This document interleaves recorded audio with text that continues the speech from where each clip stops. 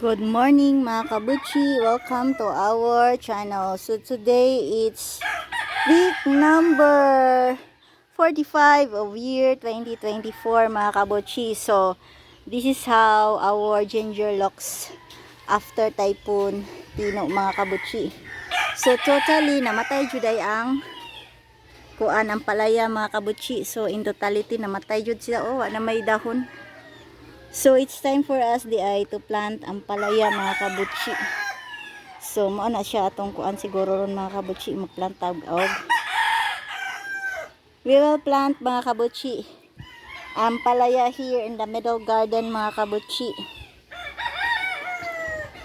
And then ang sili mga kabutsi, survive pa man siguro gyapon na ang sili mga kabutsi.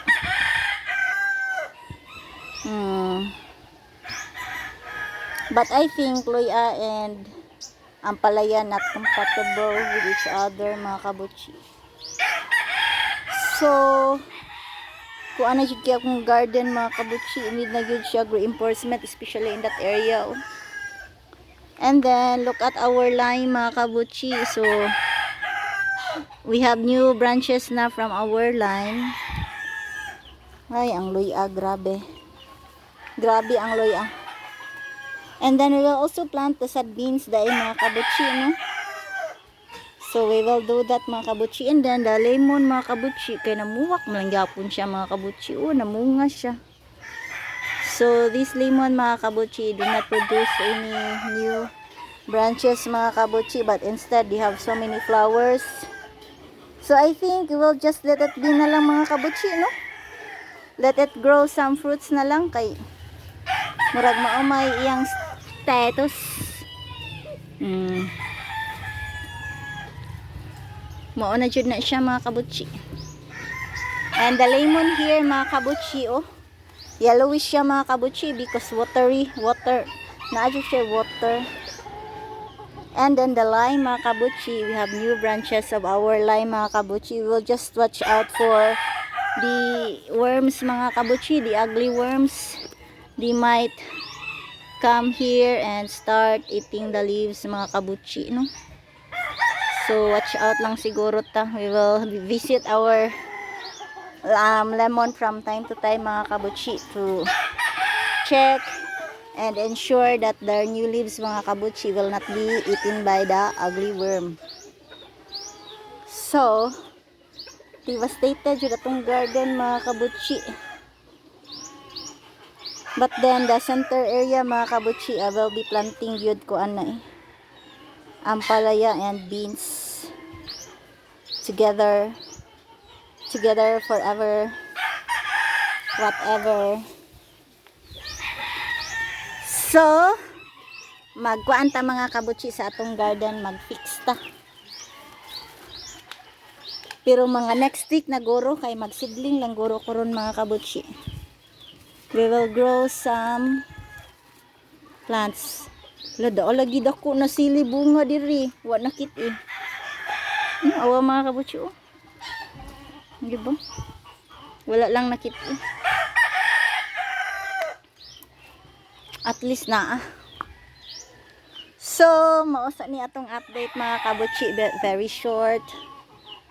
No kay we have no ampalaya fruits pa. And then the alugbati mga kabutsi, na few day dito alugbati. So ang luya nagkagubot jud siya Very short lagi natong ma-update. Na may papaya diri I don't want a papaya tree in my garden.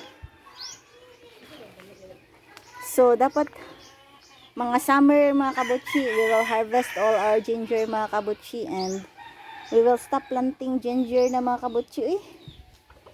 Focus ta sa kuan. Ang kuan lang siguro ang middle garden lang siguro may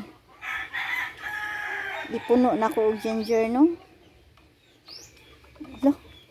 Tanawa gid mga kabutsi, tanawa. This is the flower of our ginger mga kabutsi. Nice man day siya, no? Basta kuan na siya, mature na siya, kay fully red na gid siya.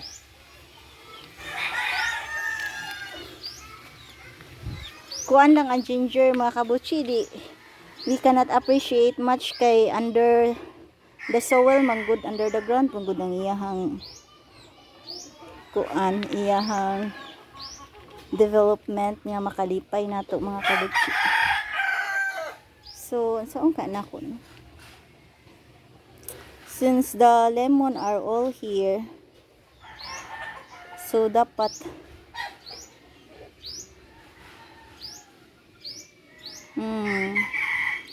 siguro we will try first na lang siguro mga kabutsi that we will plant ampalaya on our center garden.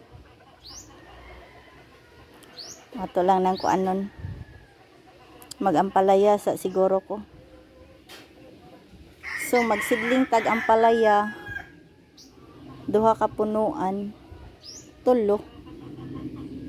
And then we will also plant beans mga kabutsi, batong.